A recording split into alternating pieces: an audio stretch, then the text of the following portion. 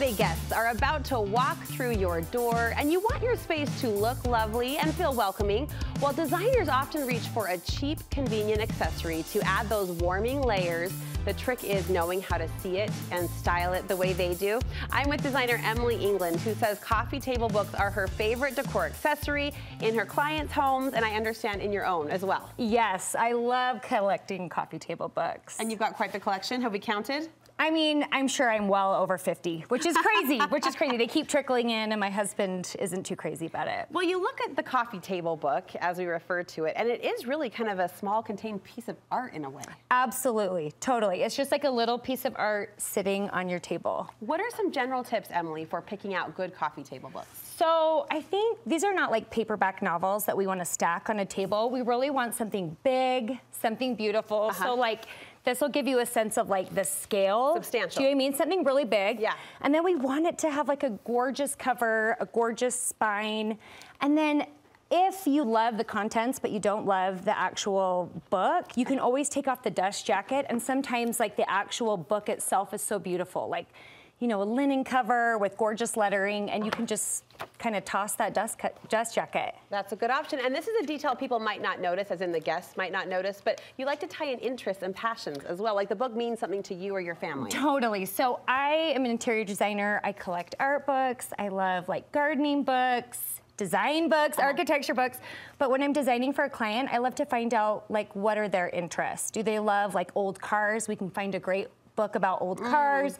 Did they live in a city for a few years, like New York City? We can find a book. So that it kind of feels like there's these little like mementos all over their house that are meaningful to them. I like that because it is for you. It becomes this personal nod to you, your life, your history, your space. Yes. That's fun. Let's talk about the different places we could style it and give us your best tips. Okay. So on a square coffee table, you say shape can matter. Yes, I think shape totally matters. So on a square coffee table or even an ottoman, I love grabbing like a big tray. Okay. So not a little tray, but we're thinking something really large that could hold like 2 stacks of books. Okay. And when I say a stack, I'm not talking about like 4 or 5, just 2, because they're really big. Yeah. So you're just gonna do 2. Again, back to scale. If you're reaching for the right scale, you only need 1 or 2. Absolutely. Yep. What if the coffee table is a little more oblong, stretched out, rectangular shape? So if I'm doing a rectangle coffee table, I'll usually have 4 stacks of books at least. Oh. So 1 in each corner. 4 stacks of books? So, I mean, you could even do 6. I mean, I'm really like so into these. And then I like to have maybe a tray in the middle of the coffee table with something larger in the middle, like a beautiful vase with some greenery, and then maybe like an accessory. So it almost becomes, the books become your 4 corners. Absolutely, because think how hard it is to style that large surface area, and these beautiful books do it for you. And I'm thinking, you know, different guests or different visitors are going to be sitting at different points of the sofa. They're not going to see the whole extension of... Absolutely. I've never thought of that, but that's a good trick. And so you're gonna turn the book towards who's viewing it. Okay. So like when I style it, I like sit on the corners and I like turn the books. Can I see, what about a round coffee table? So I like to think of creating like a triangle on a round coffee table with accessories. Okay. So I'm gonna give you one of my little styling tips, which is, I always love to do something tall. So like a vase with some greenery, something medium sized like a bowl. And then always my small are my coffee table books, and it's so easy. And then I love to put like a little accessory on top.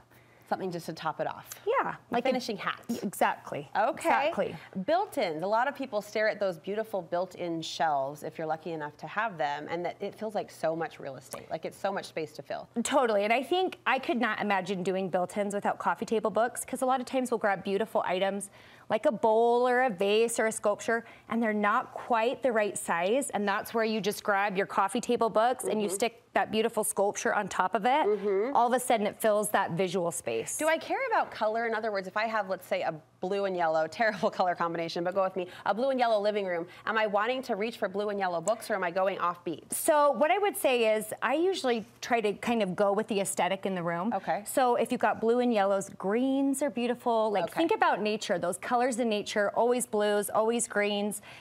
Yeah, you want to reach for something that works with what's in the room. Kind of accent schemes, though. Exactly. Not tying right into your palette. End tables. You say that's a great place to use them, too. So wonderful and so easy. So a lot of times we'll have a lamp. There's our tall. Medium, we're going to have like a bowl, again, or a sculpture, our stack of books. And then this is like a trick that I love, is that we want to get like a beautiful box. Okay. put it on your end tables to hide your remotes. Like, remotes are so ugly. and then people are like, they don't even watch TV. There's no remotes. There's all these books. These people are so interesting. They're so well read. Look at them. It's like the best trick.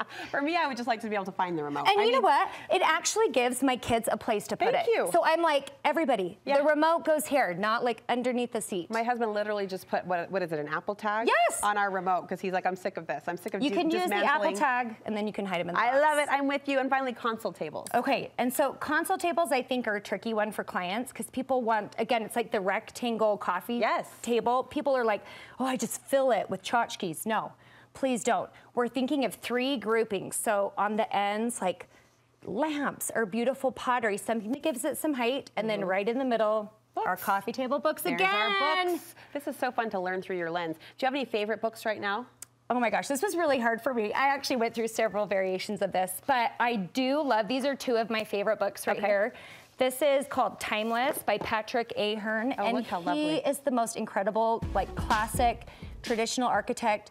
This is just filled with like estates in New England, the Hamptons. So I mean, it's the best. Page and Dream. It is the best. And then I love this. This is Mark Sykes, and he has 2 books, Beautiful and More Beautiful. These are like the most incredible interiors. So fun to flip through. And then the other, I kind of feel like art books are the hero of coffee table books because they're filled with images. I mean, people aren't going to sit down and read. They're going to like look through at a couple images. So I love Monet. Such a fun like souvenir if you go to an art gallery or go on a trip. Same thing. This is a book of the Cotswolds. I love the Cotswolds, but when you go out of town, instead of grabbing some weird souvenir, grab a coffee table book. I like that. I like that. It can tell your story.